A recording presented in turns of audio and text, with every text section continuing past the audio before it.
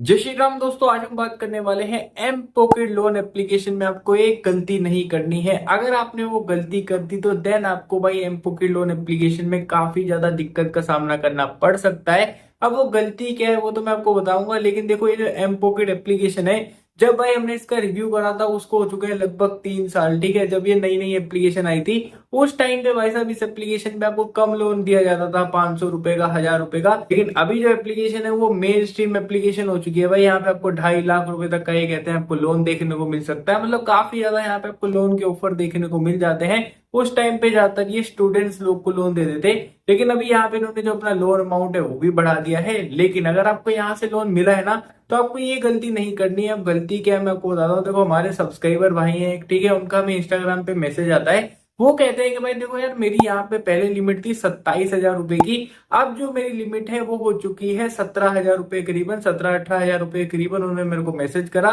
Then मैंने उनसे पूछा क्या आपके ऊपर मल्टीपल लोन तो नहीं चल रहे। देन उन्होंने बोला हाँ यार मेरे ऊपर मल्टीपल लोन तो चल रहे हैं, क्या ये इसका रीजन हो सकता है, इसलिए मेरी लिमिट को डिक्रीज किया गया है। तो देखो भाई मैं आपको बताता हूँ, ऐसा नहीं है कि अगर आपके मल्टीपल लोन चल रहे हैं तो आपकी लिमिट भी अगर मान लो 10,000 है, 20,000 है तो कम कर दी जाएगी। इसके ऊपर दो फैक्टर्स रहते हैं। अगर आपके ऊपर मल्टीपल लोन है, अगर आप उसको टाइम से रीपे कर रहे हो चलेगा, लेकिन जो लोन है ना वो एम पॉकेट से अगर आपने पहले लिए हुए हैं तो कोई दिक्कत नहीं है, क्योंकि एम पॉकेट पूरा आपका क्रेडिट असेसमेंट करेगा भाई, चेक करेगा। उसको पता चल रहा है कि भाई इस बंदे के ऊपर 3 लोन एक्टिव है, फिर भी अगर वो आपको लिमिट दे देते हैं, मतलब है कि जो आपके प्रीवियस लोन चल रहे हैं उससे एम पॉकेट को कोई दिक्कत नहीं है, तभी आपको उन्होंने अपनी लिमिट असाइन करी है। जैसे 5,000 रुपए की हो सकती है, 10,000 रुपए की हो सकती है, डिपेंड करता है। ठीक है, लेकिन दिक्कत कब आती है जब आप ओल्ड लेंडर से लोन लेना स्टार्ट कर देते हो।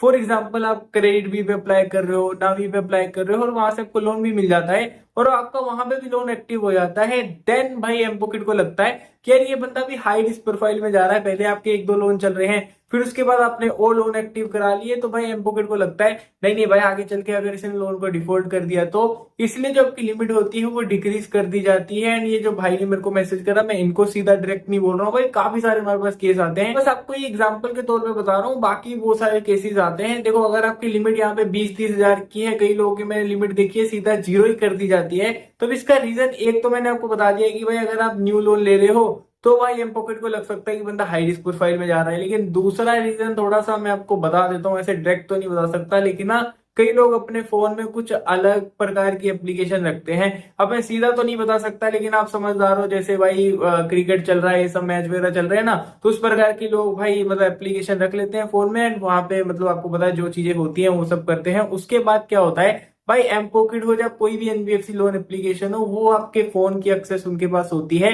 उन्हें पता होता है कि आप किस प्रकार की एप्लीकेशन यूज कर रहे हो। तो अगर आप उस प्रकार की एप्लीकेशन यूज कर रहे हो जहां पे आपका पैसा का लॉस हो सकता है, तो भी एम पॉकेट या कोई भी एनबीएफसी लोन एप्लीकेशन को लगता है कि भाई अगर इसने अपने पैसे यहाँ पे लॉस कर दिए तो भाई हमारी ईएमआई कैसे देंगे। तो इसलिए जो आपकी लिमिट होती है तब भी डिक्रीज करी जा सकती है। तो सबसे पहले देखो, एक तो आपको यहाँ पे ज्यादा मल्टीपल लोन नहीं करने हैं आपके ऊपर, और साथ में ऐसी एप्लीकेशन से दूर रहना है। एंड एक और चीज है वो क्या है कि भाई देखो, अगर आपको एम पॉकेट से लोन मिला है तो गलती से ही भाई उसको डिफॉल्ट मत कर देना, क्योंकि अगर आपने एम पॉकेट से लोन को डिफॉल्ट कर दिया ना, तो 3 साल पहले भी मैंने कहा था, अब भी मैं कह रहा हूँ कि यहाँ पे लेट फी चार्जेस जो आपको लगते हैं ना, फॉर एग्जाम्पल अगर आपका लोन था 10,000 का, ठीक है, अगर इन्होंने भाई उसको 16,000, 17,000 या 18,000 जितना भी कर दिया ना, उससे ये पेनल्टी चार्जेस में आपको वेवर देते ही नहीं है। मतलब पेनल्टी चार्जेस समझ लो ये कम करते ही नहीं है। बहुत ज्यादा अगर आप रिक्वेस्ट करोगे ना तो हो सकता है 1,000-2,000 रुपए कर दें, उससे ज्यादा आपके पेनल्टी चार्जेस वो नहीं हटाते हैं।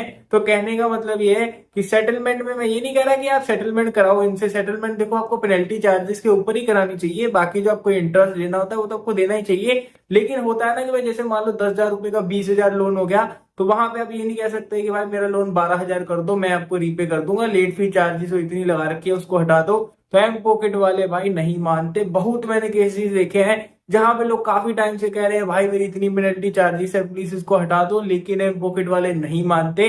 तो इसलिए मैं कह रहा हूँ अगर यहाँ से आपको लोन मिल रहा है तो भाई प्लीज टाइम से रीपे करिएगा, नहीं तो लेट फी चार्जेस को हटाने के लिए आपको फिर काफी ज्यादा समय लग सकता है, जिससे आपकी सिविल स्कोर में भी काफी ज्यादा इम्पैक्ट आएगा। बाकी देखो एम पॉकेट बिल्कुल बढ़िया एप्लीकेशन है, इसमें कोई अभी दिक्कत नहीं है, बस लोन को आपको डिफॉल्ट नहीं करना है। अगर आपको भी इसमें लिमिट डिक्रीज का इशू देखने को मिल रहा है तो ये सब आपको स्टेप्स फॉलो करने हैं, बाकी टाइम से रिपे करिएगा, फिर कोई दिक्कत नहीं होगी। मैंने यही आपको चीज बताई दोस्तों, ये गलती मत करना, छोटी सी मतलब गलती है, लेकिन अगर आप कर दिए तो भाई देखो आपकी जो लिमिट है फिर वो जीरो हो सकती है, फिर आपको भाई एप्लीकेशन वालों ने मेरे साथ स्कैम कर दिया। स्कैम नहीं किया, अगर आपका क्रेडिट रीपेमेंट बिहेवियर अच्छा रहेगा, ज्यादा मल्टीपल लोन नहीं रहेंगे, तो आपकी भाई ये लिमिट डिक्रीज नहीं करेंगे। बाकी आपका कैसा एक्सपीरियंस रहा है एमपॉकेट लोन एप्लीकेशन में, मेरे को कमेंट सेक्शन में जरूर बताइएगा। बाकी बस दोस्तों आज की वीडियो में इतना है, तब मिलते हैं आपको नेक्स्ट वीडियो में, तब तक के लिए जय हिंद, जय भारत, वंदे मातरम।